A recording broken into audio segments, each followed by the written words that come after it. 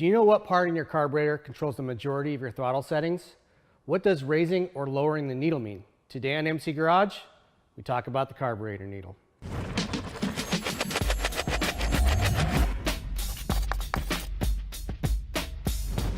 This is it, guys, the last installment of our How to Tune a Carburetor series.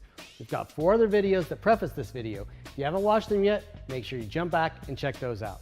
Each builds on the knowledge of the other one before, so make sure you do them in order. We've covered how to set your float height, how to tune the idle circuit, and how to jet for rich and lean on a main jet.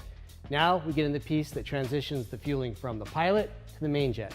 That's the needle jet and the needle. The needle jet, or nozzle as it's sometimes called, is located between the main jet and the carburetor's venturi. Fuel comes through the main jet and into the needle jet. So the main jet actually does affect the needle, especially as the throttle opening increases. The needle is attached to the slide and moves up and down within the needle jet. The needle is tapered, like a needle, and has a smaller diameter at the bottom than it does at the top. As the needle's position changes within the jet up or down, the opening increases or decreases because the diameter of the taper changes within the fixed diameter of the nozzle. This is how fuel is metered. So if the slide is all the way up at wide open, the smallest diameter is inside the needle, making for the largest opening.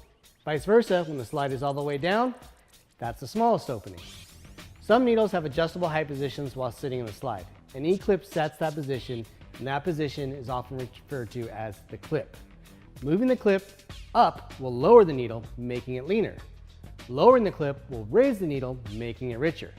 When there's no clip positions on the needle, you can move the needle by placing small washers, which we call shimming, in between the needle and the slide. To lower the needle, you're going to have to get a new needle. When someone says drop or lower the needle, that means make a leaner setting. Raise the needle for a richer mixture. This is the fine-tuning of your carburation in the areas you ride most often in. Honestly, how often are you wide open? Just a fraction of the time. But how often are you on the needle? Most of the time. As always, your service manual will have the recommended clip position, but a good rule of thumb is to start right in the middle position. Then, just like you did with the main jet, feel the response.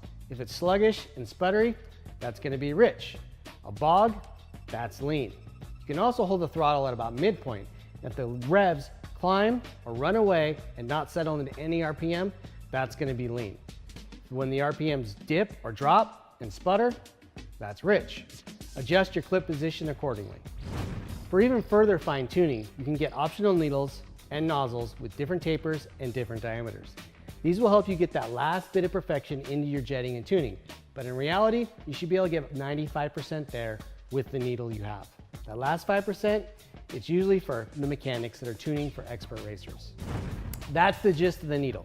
Get the idle and wide open throttle setting first, then pay attention to the mid. Take it step by step, think about the effects that each change will make before you do it, then test and repeat. In a short time, you'll have a crisp, properly jetted motorcycle. That's it for this episode of MC Garage. If you like what we're doing, hit that like button, subscribe, and share. If you have any questions or comments, put them down below. We'll see you next time. Thanks for watching.